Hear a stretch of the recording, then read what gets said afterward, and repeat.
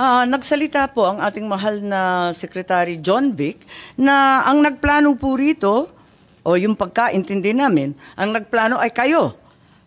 I would like Secretary to answer that. Anyo, Secretary Gibo Chodoro, at ang pinangalan, ang Chief PNP, General Marbil. Parang apat yung pinangalanan sa isang interview ng ating Secretary ng DILG. Can I answer that, ma'am? Yes, please, you're recognized.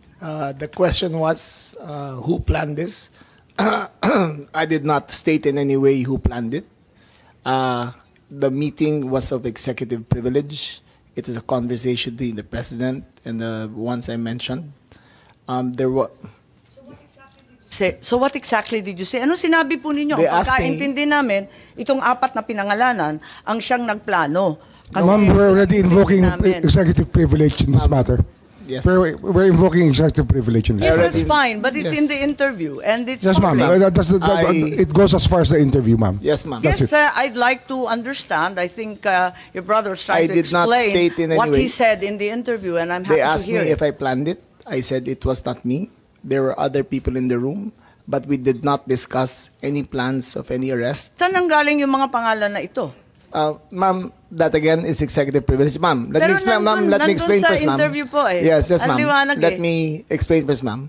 We were discussing rumors of an impending arrival based Parang hindi yung on. ganun ang dating sa amin eh. Ang That pagkaintindi is namin, the whole apat na truth, nagplano. ma'am. That is we were discussing rumors.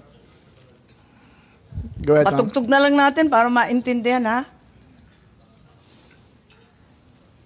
What was and who was really on top of this?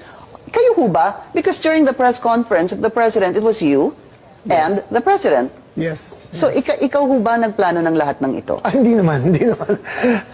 It was a group effort. Secretary Chidoro was there, Secretary Anyo was there too, and the president and I. So, hindi naman ako. Ako lang ang I natira. stand by that, ma'am. Last man standing doon sa Malacanang. I stand by that. Kasi Secretary Chidoro was working out of his office. Eh, napakaliwanag po ng sinabi Yes, ma'am. ninyo. Wala Secretary namang Anyo, of mapakiyaw-kiyaw course, dun his sa specialty is sinabi. intelligence. Yes, ma'am. Patayin na muna natin. Pakaliwanag naman ang sabi ninyo, hindi ako mag-isa, kahit ako ang kasama ng presidente nung nagsalita Yes, ma'am. sa presscon, hindi ako mag-isa ang nagplano. Isang grupo kami. Tapos pinangalanan mo. No, ma'am.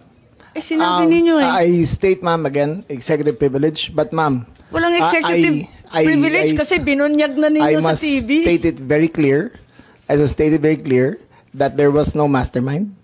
We were discussing mainly about what the president's statements were in Hong Kong, and it was based all on that statement, ma'am.